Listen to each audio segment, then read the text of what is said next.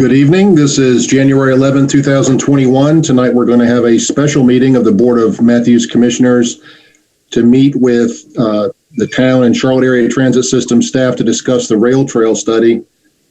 Dana, would you like to introduce this topic, please? Hey, thank you. Dana Stujanki, the town's transportation planner.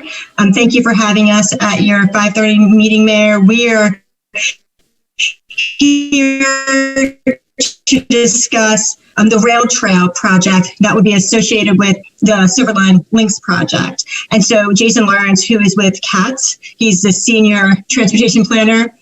He will be discussing the project, and it got kicked off in the fall. We've been in the works for several years trying to get this done, and he'll sort of step us through how we got here, why we're doing it, and you know how it's going to wrap up. So I'm super excited about this project because we really would love to see a trail associated with the entirety of Silver Line, going basically from Belmont to maybe Union County, maybe Stallings, depending. So we would obviously have a chunk of that in the middle where Matthews is. So I think it's a very exciting project. So I'm just going to hand it over to Jason, and I'll be here to answer any questions that are local to us. So Jason, I know we practiced sharing your screen, so let's see if it works. Welcome, Jason. Good to see you again. Good to see you all. Thank you very much. Let me find my presentation again. Too many windows. Here we go. There we go.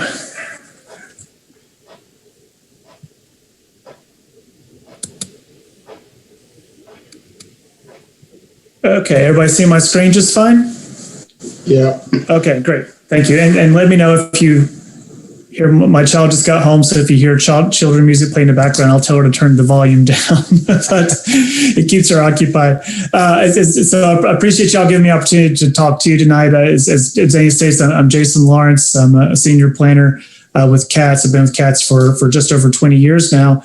And I do actually remember many of you from an effort back in 2015, 2016, when we actually kind of kicked off this whole conversation of updating the system plan, where we focused on the Southeast corridor, which resulted in a light rail alignment from Uptown Charlotte all the way to the town of Matthews. And I remember having a lot of focused conversations there at Town Hall about the alignment through Uptown and the opportunity for light rail. One thing that we talked about even back then was the real opportunity to start thinking about how do you build a trail element along the entire corridor. The rail trail in South End with the Lynx Blue Line is so popular. It rivals, honestly, the popularity of the Blue Line in a lot of ways. People are very drawn to it, and it's become like a scooter highway, and it's a very defined and important piece of our mobility. And we certainly want to extend that to the Southeast. This study began as a partnership and continues to be between CATS and Charlotte Department of Transportation and the town of Matthews, and it's jointly funded by the town of Matthews and the city of Charlotte. And we're matching some funding through CRTPO to fund this effort. Before I get into, normally when I'm talking about transit, I'll kick us off with the link system map and talk about the 5 corridors. But before I did that, I wanted to kind of zoom out and think about this in a broader context. What you have in front of you is a conceptual map of bikeways and greenways and trails in Mecklenburg County. And so if we start thinking about our trail system, just like we would think about our light rail and rapid transit corridor system, we really have a unique ability to create these corridors throughout our county. And that's going to have to come through careful planning and coordination. And I think what's apparent when you look at this map, most of our greenways and trails run north to south, or northeast to southwest, roughly. There's not a lot of east-west connectivity. And I think where the Silver Line Rail Trail and the Silver Line project has a great opportunity is to provide that east to west connectivity. And so even from the rail will do that, but I think that pedestrian element, as Dana stated earlier, defining that continuous pedestrian element from Belmont all the way into Union County is going to be key to the success of the Lynx Silver Line Light Rail project. So back to the system map. the Southeast and West Corridor, as they were once called, are now joined as a single project called the Link Silver Line. It was adopted in two phases: 2016 Southeast corridor from Uptown Charlotte to the town of Matthews, primarily along Independence Boulevard and Monroe Road, and then over into the town of Matthews. At the time, at that study in 2016, it just went to the Central Piedmont Community College Levine campus. In 2019, there was a decision by the Metropolitan Transit Commission to adopt a light rail along Wilkinson Boulevard, crossing the Catawba River, and connecting the two corridors as a single project of over 26 miles and 26 stations, connecting two counties at the time, Gaston and Mecklenburg, but also the direction to evaluate an extension into Union County. And I'm sure you've heard a lot about that from Andy Mock in his presentations to you. What you also see there is different progressions that we've made on the plan over the past 20 years, implementing the Blue Line extension, phases of the Gold Line streetcar, extensions of light rail into Union to Ballantyne and Pineville as a potential project, and looking for a rapid transit strategy to the North Corridor into towns north of Charlotte. So when we think about the Silver Line, what we've learned from the Blue Line and the Blue Line extension, that these projects are not islands. Things happen to the corridors that these projects are built. There's a lot of changes. And so we are taking a different approach to the Silver Line effort. It is a design and environmental services to understand the project scope and environmental impacts. Andy Mock's leading that portion of the effort. Transit-oriented development planning. We have a federal grant to look at transit-oriented development along all the stations along this corridor. John Howard on our team is leading that. He'll be doing more stationary planning in spring of this year, which you all will be engaged upon. And then I'm leading the rail trail study to find how we find that continuous bike and pedestrian path along the entire corridor. So not a project, but it's a program approach to the Silver Line. And it's a big project. And if you were involved with the public meetings back in September, you saw that to really cover this project, we had to break it up into focus areas. So we have one focus area that's Belmont to Billy Graham Parkway. The other is focus area 2, which is primarily Wilkinson Boulevard.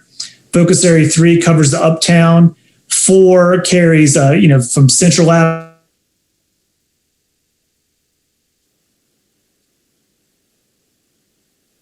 Charlotte, including the town of Matthews. And then focus area 6 is the Union County portion. So that's how we'll be approaching it when we come back out in the public here in the coming months. We'll be coming back out with meetings around each of these focus areas. So when we're setting out to think about this project, we had to set out some goals and objectives of what this project will achieve and what we want to strive for. And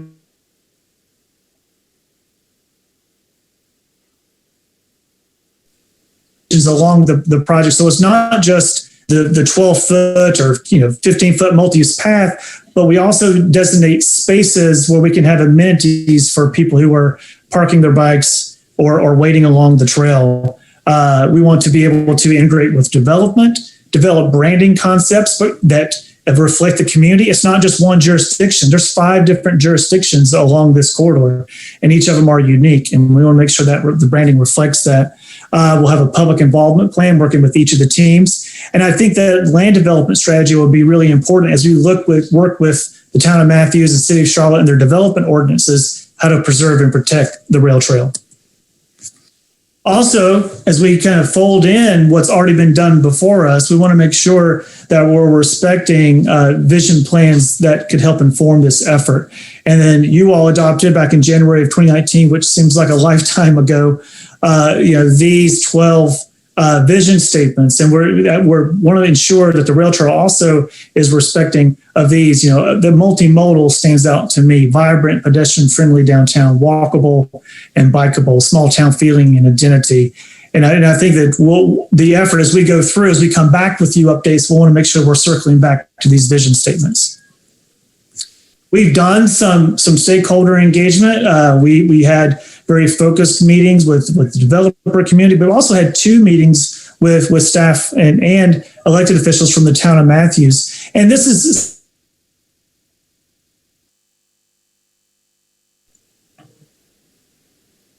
these all ages and abilities facilities. Jason, Yes. if I can interrupt, you're breaking up quite a bit. Are other people seeing that as well? Maybe you could try turning your video off. I don't know. Yeah, let me try that. Let me try something else too. I was checking it on my end to see if it was a problem here, but a couple other folks said they're experiencing the same thing. Yeah, I'm sorry. Let me turn off my video. Thank you. Okay, let me know if that doesn't get better, and I can turn on my hotspot if I need to. So also what we heard was that it's not just, the trail has to be functional. This needs to be a transportation corridor as much as anything else. It can't just be just a trail. That we want to take advantage of trail-oriented development and make sure that it's a project that can actually be implemented.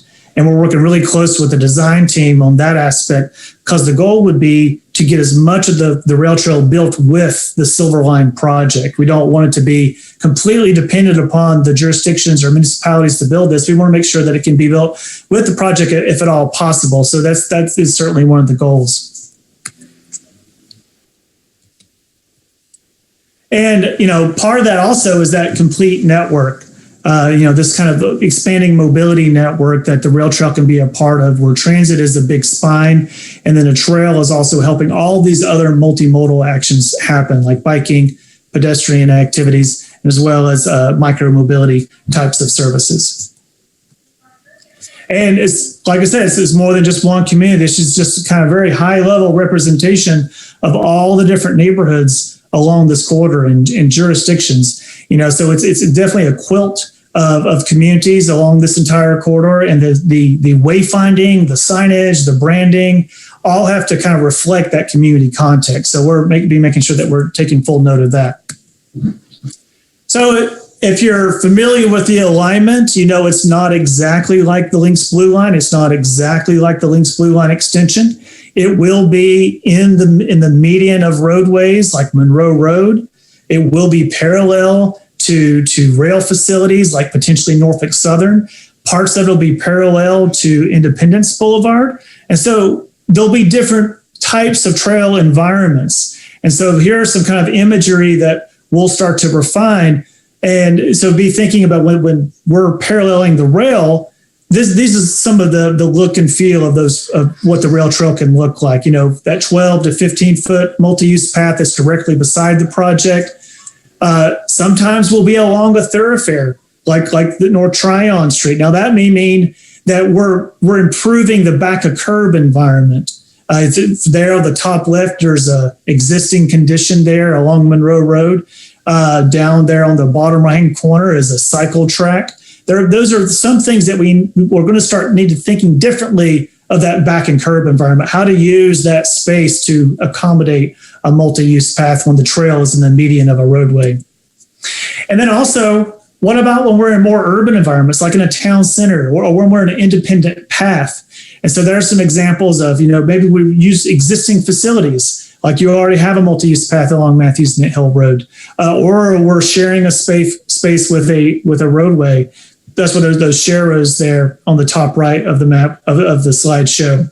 So there's going to be different aspects of this project throughout that we'll have to show, detail different types of cross sections that'll be important to share. Now I'm just going to do a check. Are you guys still hearing me? Okay. Okay, good. And then there'll be opportunities to think about pedestrian infrastructure and structures over roadways. This project will be challenged. It's got to cross 277 at parts. It's going to have to cross Independence Boulevard. It's going to have to cross 485, CSX. So how will the rail trail continue? Will it be on the same structure as a light rail? It may need to be on its own independent structure. Is that a part of an overall capital improvement plan, or is that a part of the Lynx Silver Line? And here are just some examples of pedestrian infrastructure from across the country. And I think that as we, not say every structure can look like this might be the gold-plated version, but I do think we want to start at the aspirational level, and then as we go through the effort, we can start to define that more fully. But just recognizing that there'll be parts of the project that will need to be on independent structure, and we want to take care and get guidance from and engagement from you all on that topic. Now, we've done some initial ideas about branding. We asked our project management team about when they think about Southeast Corridor and the West Corridor and Silver Line, what's kind of that visual preference. And we asked people, kind of give us some kind of fun things to go off of, to think about what the branding could look like. Like Paul Rudd ages well, makes people smile. Meryl Streep is versatile, timeless. Kind of like if you were a pop star or a Hollywood star, what would you be? And asking that the same thing for the Southeast Corridor. But I think that when you break that down, we want to make sure that there's an excitement when you look at the signage. The color palette should be bold and unique. Silver is a very hard color to see. So we may need to be very careful with the colors that are picked for the signage. And that'll be really important for the rail trail. If it deviates from it's easy to see the light rail. It's easy to see the tracks. Let's be careful making sure we got bold signage that you can see the trail.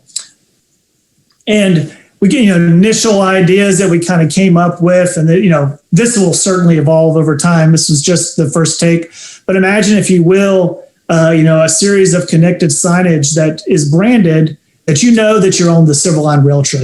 That when I'm on this infrastructure, that's going to take me to downtown Matthews. That's going to take me to uptown Charlotte. It's going to take me to the airport. I can go across the river on this trail.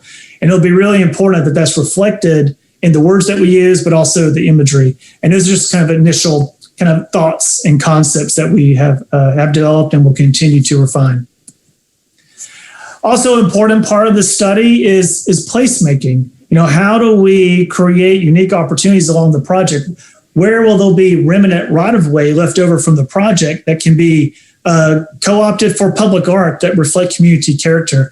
The rail trail could also be seen as a linear park along the whole alignment, where if there's opportunities for green space that can be coordinated with the rail trail, how do we make sure that is all a cohesive planned project? And in some ways, there'll be opportunities for that to happen between Charlotte and Matthews, because we're so close together on some of those stations. Think about the stations near the Family Dollar site or near Sardis. Those station areas are going to kind of blend in between Charlotte and Matthews. It's going to be very close. So as we develop, we'll have more information as we come out for the public meetings, and we could come back to you once we get closer to a preliminary staff recommendation on the alignment side. We can start showing you our concepts for the rail trail and what those cross sections will look like. But for us, our next steps is to continue coordination with the design team. Stationary planning is going to be kicking off in the spring, and so we'll want to give input to the station area team. We need to develop an implementation strategy. If it can't be built with the project, how do we make sure that the trail can be built? How can these facilities accommodate micromobility and connected mobility hubs? And I think that placemaking strategy is going to be really important to give guidance to all the jurisdictions about what the opportunities are along there. And with that, that's my last slide, and I'm open to take any questions. This is John. Jason, I just have a comment, really. I shared with the board a while back. I went to Puerto Rico, and they have quite a few of these type of trails. And you have actually taught me a new word, or Dana, over the last year or so, sharrows. I didn't know what a sharrow was. But when I was talking to some folks in Puerto Rico, and they have these trails all over, I talked to some of the locals, and they said it was very important. And I noticed some of your slides showed a differentiation of almost like a roadway where there was a line down the middle. And some of the locals in Puerto Rico were telling me that when they didn't have that, sometimes bikes were nearly colliding with pedestrians or whatever. So I think that's a good idea. Just a comment. I liked where some of these areas had lines that clearly showed where pedestrians and bikes were supposed to be, or what direction each is supposed to go, so they don't run into each other. Thank you, Mayor. That's a very good point, because the space needs to be clearly defined, right? And to show that you're on it, that you know right where you are. That'll be really important. Thank you for that. Are there any questions, Hazen? Jason, great work as usual. And I know we got to get through the locally preferred alternative for the Silver Line, but once we get through that and we continue work on this rail trail, it seems to me that an early positive step would be to start purchasing right away, because it's just going to get more expensive. And if we don't purchase it, somebody's going to build buildings there or whatever. Have y'all had much discussion at the CATS level about right-of-way acquisition? And if nothing else, let's put a trail there for X amount of years until the Silver Line's built. Right, that's a good point, Hazen. We're tackling that from a couple of different angles, and so one is creating a land development strategy, working with rezonings, and working with developers to preserve and protect the corridor. We did that at the Hendricks rezoning in Charlotte.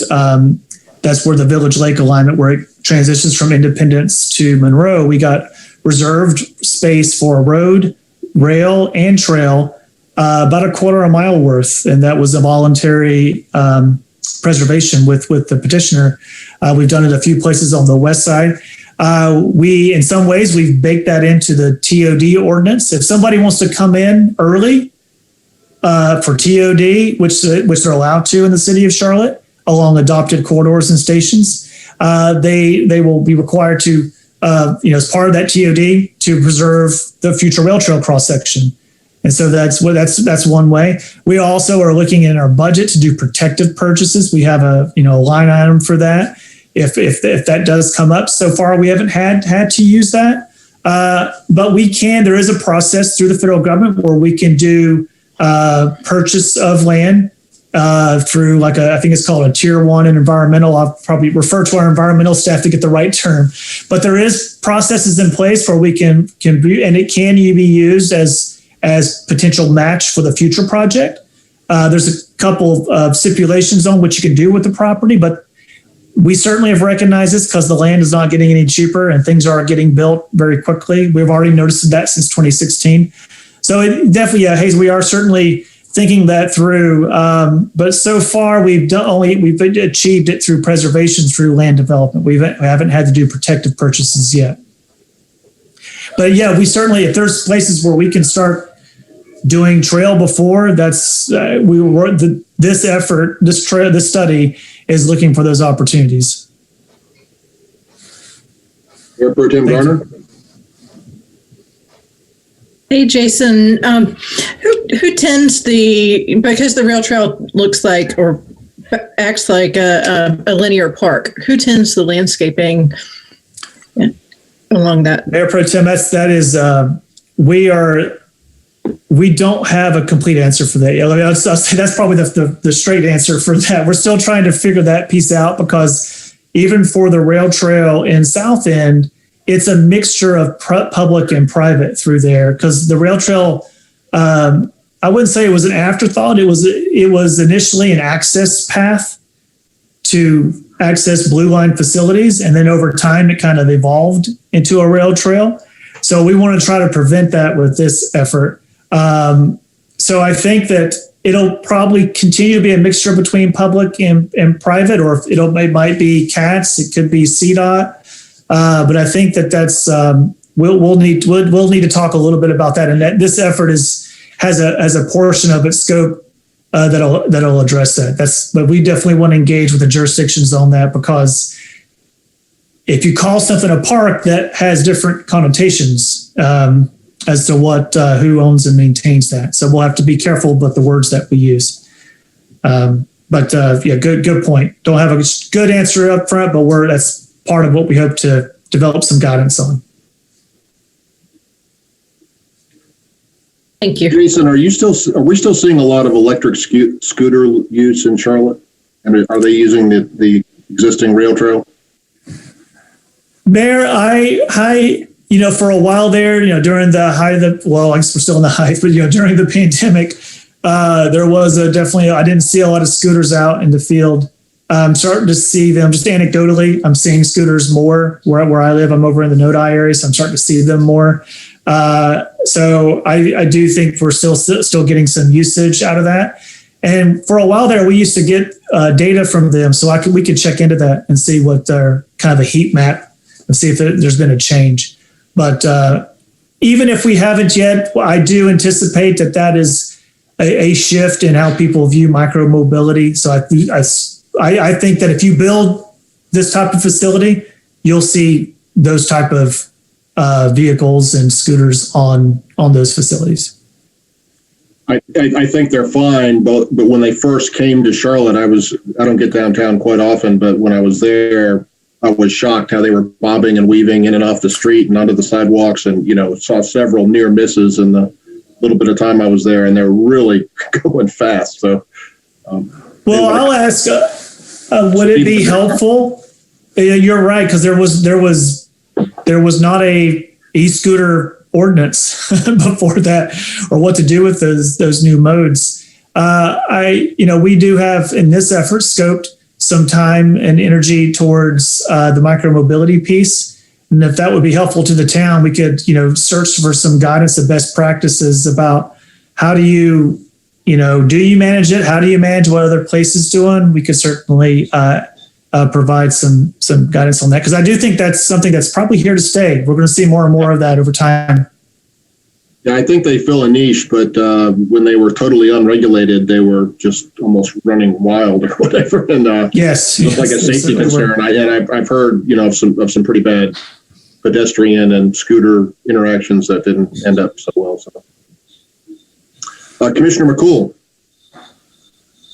I guess to piggyback on this from maybe a younger person's perspective, where I see how this is a benefit, it does need to be regulated more, because I've seen many people just not pay attention to anything and almost get hit by cars. But is there any thought of Lynx possibly partnering with one of these scooter companies to have these scooter stations at each station to help people move around Mecklenburg County? Yeah, that's a great point, Commissioner. When we were doing Blue Line and Blue Line Extension, the multimodal integration was mostly for bikes at the time. So I think that as we look at these stations, we're going to have to think about other mobility. You saw the term mobility hubs. CATS is on a separate effort called a bus priority study. We're looking system wide about how to rethink our transit stops from park and rides and bus stops to be more accommodating and call them mobility hubs. So I think you're absolutely right. I mean, I think those types of modes are going to be key for first mile and last mile. And so, yes, simply put, yes, we're going to be looking at how to integrate those types of things within. And we're seeing it more from the development community. These big, large developers want to have multi-use paths inside their development, to accommodate e-scooters. Yeah, I can see a need eventually developing as Mecklenburg County's population keeps skyrocketing. There's going to be so much density that people are going to, want to get away from cars. So I think this is going to get really popular like it's gotten in other large metropolitan areas. So I think it's definitely something to keep an eye on. I do like the idea of having designated spots for them along the rail trail, rather than, again, when they first came to town, you saw them dropped off in people's yards and in front of businesses and not really put back in any organized way. So, yes, the corral might be a term when you start creating.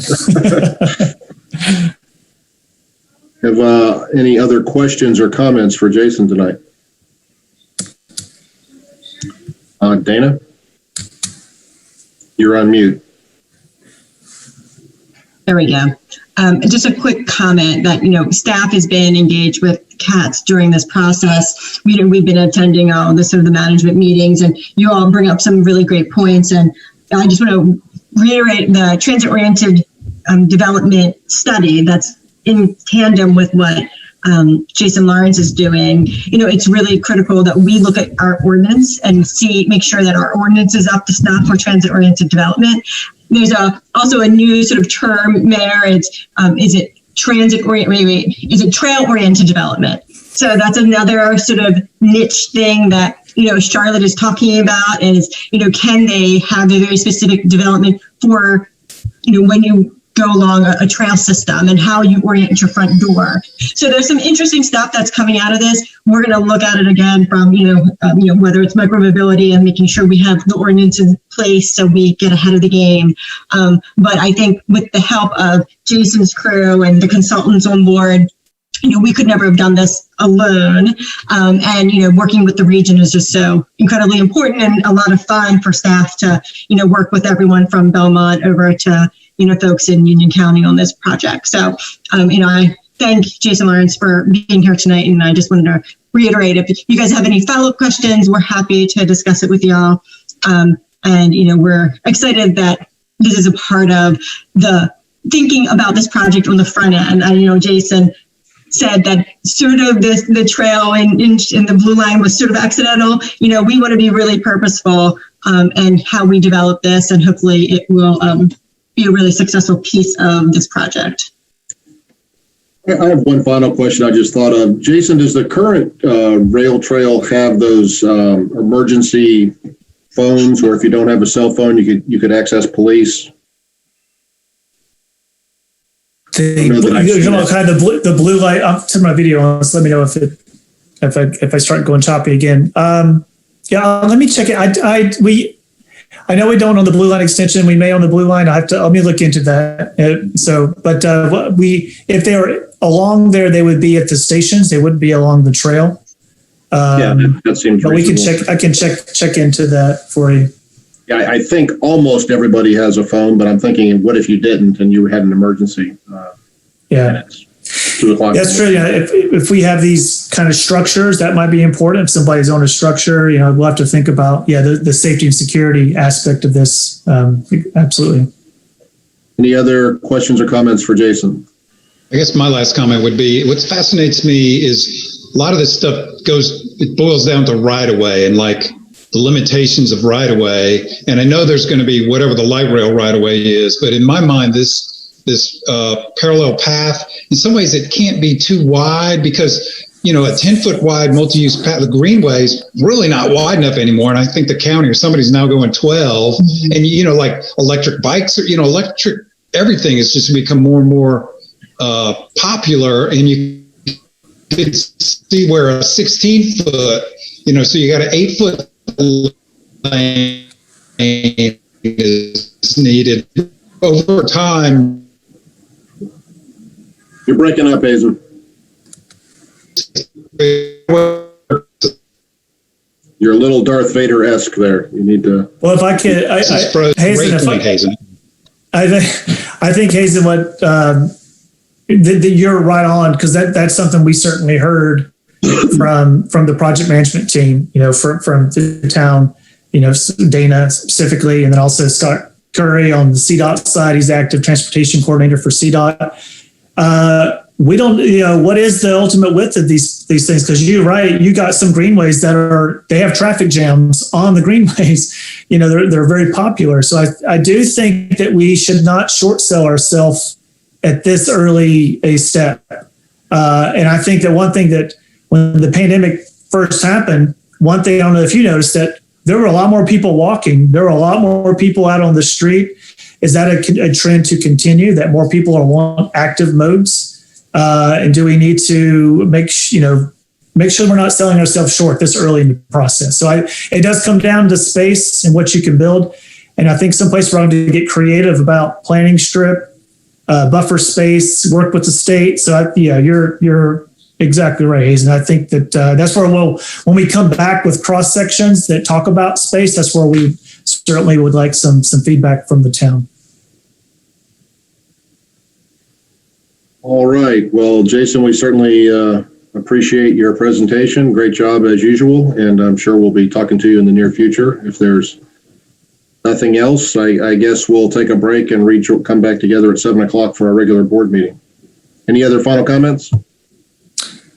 No, thank you for the opportunity. And it's been great to work with town staff to get this project off the ground finally. So I appreciate Dana and her time. Thank you. Thank you, Jason. Thank you. Rest of you, I guess we'll get back at 7.